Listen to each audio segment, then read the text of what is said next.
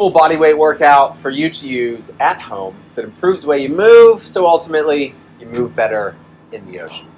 I'm Chris Mills with surfstrengthcoach.com. Here's a full sequence of body weight movements. You can do it at home, in the backyard, wherever, that hits on a lot of beneficial three-dimensional aspects of movement, spine rotations, hip stability and control. We'll throw some abs in there.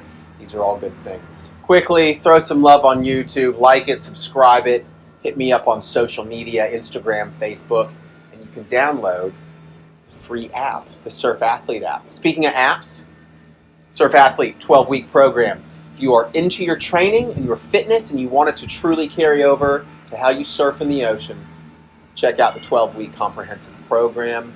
You will absolutely dig it. Going to start off here with some foundation training. If you don't know foundation training, I urge you to check it out. Hit me up. We can do a full online Skype consultation and dial in all the details and nuances so you are comfortable with foundation training. There's also some information within my Surf Athlete app, and the foundation training boys have a lot of resources on YouTube and their own legit app as well.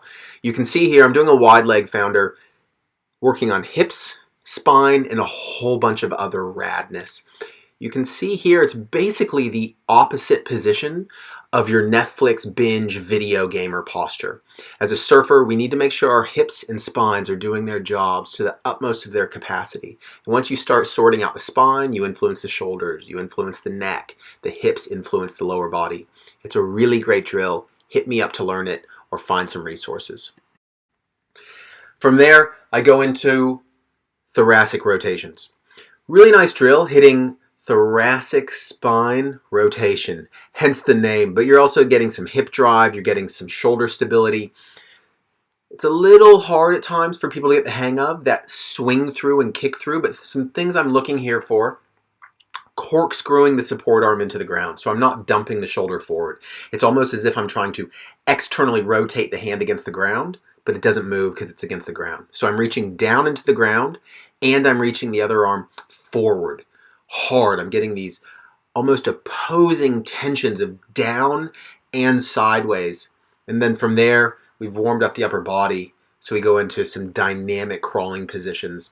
You can add the push-up position here, or you could just stay more dynamic.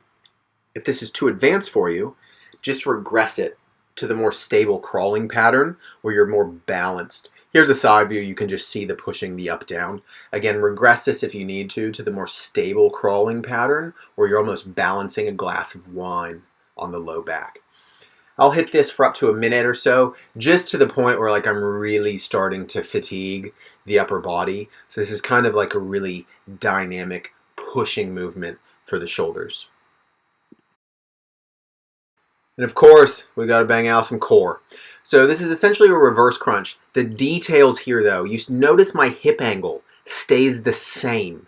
I'm reverse crunching up my entire lower body, not pulling the knees towards my face and then doing the reverse crunch. Again, you'll notice it's that hip flexion arm stays at the exact same lever, but I'm pulling the entire lower body up. It's almost as if I'm pulling my knees at a 45-degree angle upwards and backwards, like an angle up on top of my head, so I really get that lower abdominal, internal, external oblique involved. And I'll do these to just about failure. It's really important you keep that hip flexion lever arm the same angle throughout. Otherwise, you just start challenging hip flexion, but not even challenging it. You're just dropping the hip, moving the hip, and not pulling up the entire low body. You see, I start to add some really slow eccentrics here. Really hold, drive those external, internal obliques, lower abdominals. You can, when performed properly, these are a really, really good abdominal drill. And then rest, breathe, chill, repeat the circuit as much as you can comfortably handle. Do some good things for your body.